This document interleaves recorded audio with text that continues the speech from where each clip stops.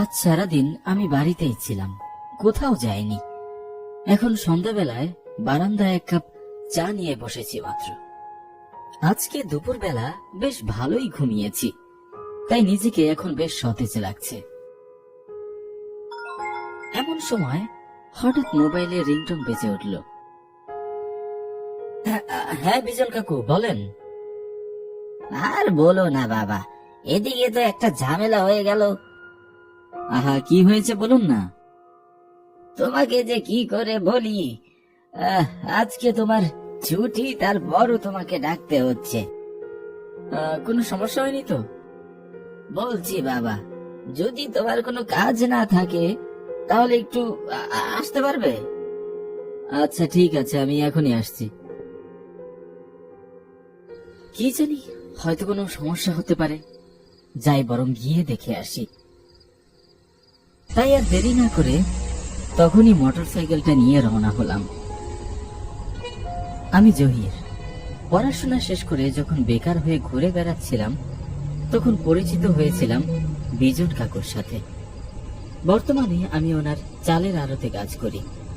বলতে গেলে ওনার সব থেকে কাছের এবং বিশ্বস্ত মানুষ হয়ে উঠতে পেরেছি, এবং এতে আমার খুব একটা সময়ও লাগেনি। আর তাই হয়তো যে কোনো সমস্যায় পড়লে সবার আগে উনি আমাকেই স্মরণ করেন। কিছু সময় পর আমি যখন পৌঁছালাম, তখন প্রায় সন্ধ্যা 7টা বাজে। মোটরসাইকেলটি রেখে আমি সোজা বিজন কাকুর কাছে গেলাম। হ্যাঁ বাবা, এসো এসো। কোনো সমস্যা হয়নি তো? হঠাৎ এমন সময় ডাকলেন? আসলে আজকে একটা ডেলিভারি দেওয়ার কথা ছিল, কিন্তু কিছু সমস্যার কারণে সেটা দিতে দেরি হয়ে যায়। এখন এই রাতের বেলায় এতগুলো টাকা আর জিনিসপত্রের দায়িত্ব কার কাছে দেব সেটাই ভাবছি। ও আচ্ছা আচ্ছা, তা কত দূর যেতে হবে? জয়পুর হাটে, ওখানে গিয়ে পৌঁছে দিয়ে আসতে হবে। সে তো অনেক দূরের পথ, এখন রওনা দিলেও তো ফিরে আসতে আসতে প্রায় সকাল হয়ে যাবে। তুমি গেলে আমি একটু নিশ্চিন্ত হতাম। সবকিছু গাড়িতে লোড করা আছে, তুমি চাইলে এখনই রওনা দিতে পারো। আচ্ছা ঠিক আছে, আমি তাহলে যাচ্ছি। কিন্তু ড্রাইভার হিসেবে কে যাচ্ছে? আমাদের নিমাই যাচ্ছে। ও আচ্ছা ঠিক আছে। কি আর করা, যেতে যখন হবেই, তাই সবকিছু বুঝে নিয়ে তখনই ট্রাকে করে সব জিনিসপত্র নিয়ে রওনা হলাম। এমনিতেই ফিরতে ফিরতে দেরি হয়ে যাবে। নির্জন রাতের অন্ধকারে গাড়ি নিয়ে আমরা ছুটে চলেছি। যদিও এর আগে আমি এমন রাতের বেলায় অনেক জায়গাতেই গিয়েছি, তবে জয়পুরহাট কোথায় তা জানলেও আমি নিজে সেখানে কখনো যাইনি। ধীরে ধীরে শহরের থেকে দূরে যেতে লাগলাম। আস্তে আস্তে রাস্তার পাশে হেডলাইটগুলো কমতে থাকলো। একটা সময় শহর, হাইওয়ে সবকিছু পেরিয়ে আমরা এক নির্জন জঙ্গলের পথে প্রবেশ করলাম। জঙ্গলের কাঁচা রাস্তার কারণে গাড়ির গতি বেশ কিছুটা কমে গিয়েছে। আমি হঠাৎ নিমাই কাকাকে বললাম, আগে বলছি, আগে কি কখনো এই পথে এসেছেন? হ্যাঁ, তা এসেছি বটে, তবে আগে কখনো রাতের বেলায় আসেনি। কেন রাতের বেলায় আসেননি কেন? না মানে আমি আসলে শুনেছি এই জঙ্গলটা নাকি খুবই ভয়ানক, খুব একটা ভালো নয় জায়গাটা। চোর ডাকাতের ভয়ে নাকি? আরে না না, চোর ডাকাতের ভয় নয়, শুনেছি এখানে নাকি এক অপদেবতার ভয় আছে। ও আচ্ছা আচ্ছা, বুঝেছি, সবই কুসংস্কার। কি জানি, তবে কথায় আছে না, যা কিছু রটে তার কিছু হলেও ঘটে। ভালোই বলেছেন। আশেপাশে শুধুমাত্র আমাদের ট্রাকের শব্দ ছাড়া আর কোনো কিছুরই সারা শব্দ পাওয়া যাচ্ছে না। আসলে জঙ্গলের এই নীরবতা ভেদ করে আমাদের গাড়ি এগিয়ে চলেছে। কিছু দূর যাওয়ার পর গাড়ির হেডলাইটের আলো টিপটিপ করতে শুরু করে। মনে হচ্ছিল যখন তখন বন্ধ হয়ে যাবে।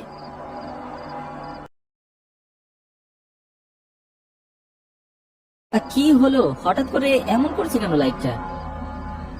কিছুই তো বুঝতে পারতেছি না, কেন যে হঠাৎ করে হেডলাইটটা এমন করছে। কিছু বুঝে ওঠার আগেই হেডলাইটের আলো বন্ধ হয়ে যায়।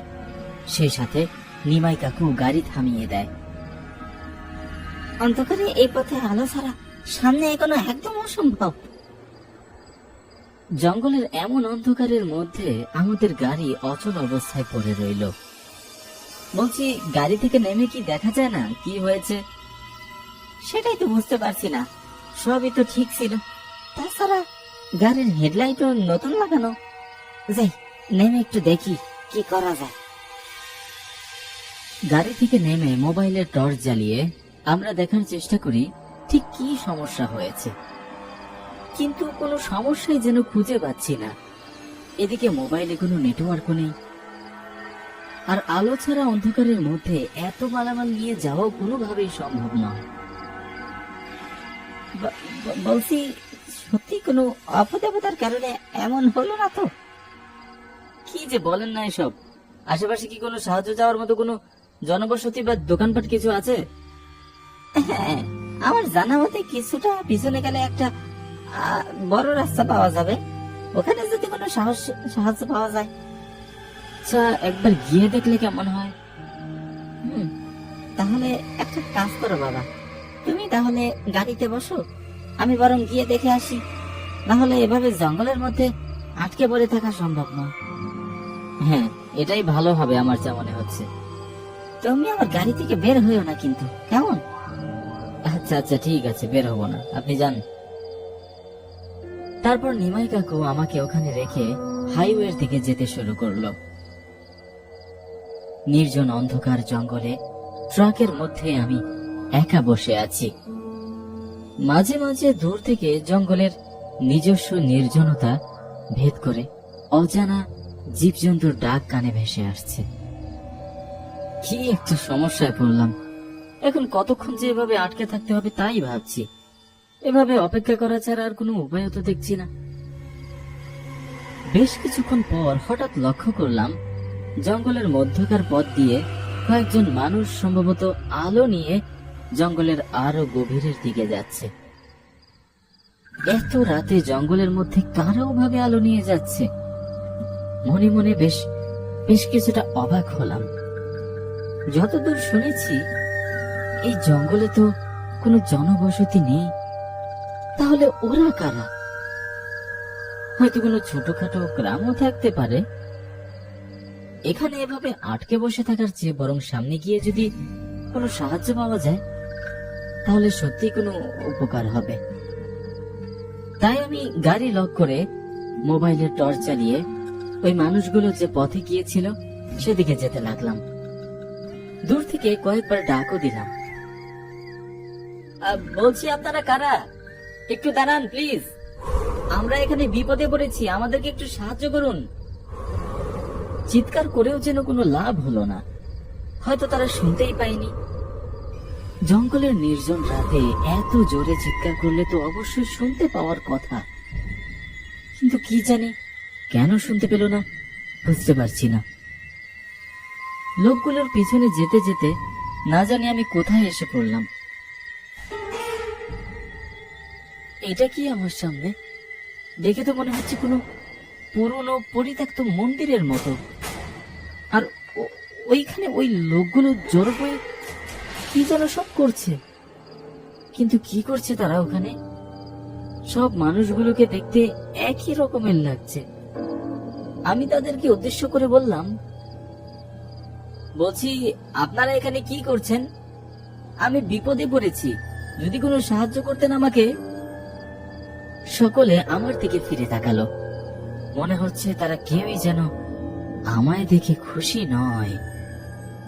সকলেই কেমন যেন অদ্ভুত পোশাক পরে মুখ ঢেকে আছে, কারো চেহারাই যেন দেখা যাচ্ছে না।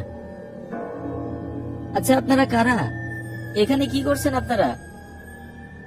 তারা কোনো উত্তর দিল না।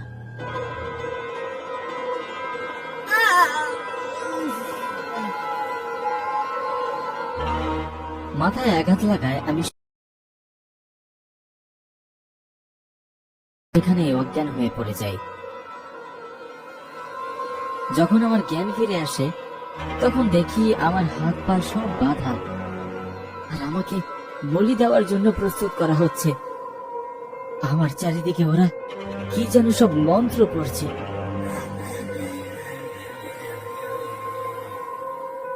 ওকে শক্ত করে বেঁধে রাখ, যেন পালাতে না পারে। কি হচ্ছে এসব?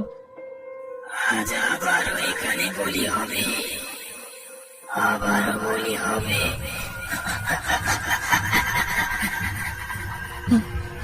আমাকে ছেড়ে দাও। কি করছো এসব? কেউ কেউ কি আছো? বাঁচাও আমাকে। আমার শত চিৎকার আর আর্তনাদ যেন কোনো কাজে আসলো না। যেন তারা সকলেই ঠিক করেছে আমাকে মেরেই ফেলবে আজ। আমার কোনো কথাই যেন তাদের কানে যাচ্ছে না। হঠাৎ দেখলাম তাদের মধ্য থেকে কেউ একজন রামদা নিয়ে আমার দিকে এগিয়ে আসছে। মনে মনে ধরেই নিয়েছিলাম হয়তো আজই আমার শেষ দিন। আর ঠিক তখনই দূর থেকে শুনতে পেলাম নিমাই কাকুর গলা। মনে হচ্ছিল বেশ কয়েকজন লোক আমার দিকে ছুটতে ছুটতে এগিয়ে আসছে। কাছে আসার পর দেখলাম নিমাই কাকুর সাথে লোকজন নিয়ে হাজির হয়েছে। প্রত্যেকের হাতে মশাল এবং লাঠি নিয়ে এসেছে, যেন তারা আগে থেকেই জানতো আমি কোনো বিপদে পড়েছি। আমাকে বাঁচান নিমাই কাকু। ওই অদ্ভুত ছায়ামূর্তিগুলো তাদের দেখে কেমন যেন শূন্যে মিলিয়ে যেতে লাগলো। আমি কোনো কিছুই ঠিক বুঝে উঠতে পারলাম না। তারপর আমাকে সেখান থেকে হাত পা খুলে আমাকে উদ্ধার করলো। তুমি এখানে কি করছো বাবা? তোমাকে না বললাম গাড়িতেই থেকো, কোথাও যেন যাও না। আমি ভেবেছিলাম হয়তো এদিকে কোনো গ্রাম আছে, তাই কোনো সাহায্য পাবো এটা ভেবে আমি এদিকে চলে এসেছিলাম। কিন্তু তারপর তো এই সব হলো। ওরা কারা ছিল? আমি তো ওদের কোনো ক্ষতিও করিনি। আমার সাথেই বা কেন এমন করলো ওরা? আসলে বাবা, তুমি আজ অল্পের জন্যই বেঁচে গিয়েছো, না হলে ওই অভিশাপের কারণে আজ তোমাকে ওরা মেরে ফেলতো। কিন্তু কিন্তু কেন? বলছি, শোনো তাহলে। বহু বছর আগে পাশের গ্রামের কিছু খারাপ লোক এখানে অপদেবতার উপাসনা করত। এসব করে তারা গ্রামের অনেক মানুষের ক্ষতিও করেছে, এমনকি অনেক শিশুদের বলি পর্যন্তও দিয়েছে ওই শয়তানগুলো। কি বলছেন এসব? হ্যাঁ বাবা, আমি ঠিকই বলছি। তারপর যখন ওরা গ্রামের মানুষের সবকিছু জানতে পারলো, তখন গ্রামের সকলে একত্রিত হয়ে ওই মন্দিরে আগুন লাগিয়ে দেয়, সেই সাথে মেরে ফেলে ওই শয়তানদের। তবে তারা মারা গেলেও এখনো তাদের আত্মা এখানেই বন্দী হয়ে আছে। এখনো অমাবস্যার নির্জন রাতে এই জঙ্গলে নানা রকম অলৌকিক ঘটনা দেখা যায়। আমি লোকালয়ে যাওয়ার পর যখনই সবাইকে আমাদের ঘটনা খুলে বলেছিলাম, তখনই তারা সবাই বুঝতে পেরে গিয়েছিল যে নিশ্চয়ই কোনো না কোনো একটা বিপদে পড়ব। তাই তো সবাই ছুটে চলে এসেছে। তোমার ভাগ্য খুবই ভালো। এ যাত্রায় সত্যি আমি প্রাণে বেঁচে গেলাম। তবে এমন অভিশপ্ত মায়াবী জঙ্গলের রাতের ঘটনা আমার মনে চিরদিনের মতো একটি কালো দাগ কেটে দিয়ে গেল। হয়তো এসব আমি কখনোই ভুলতে পারবো না।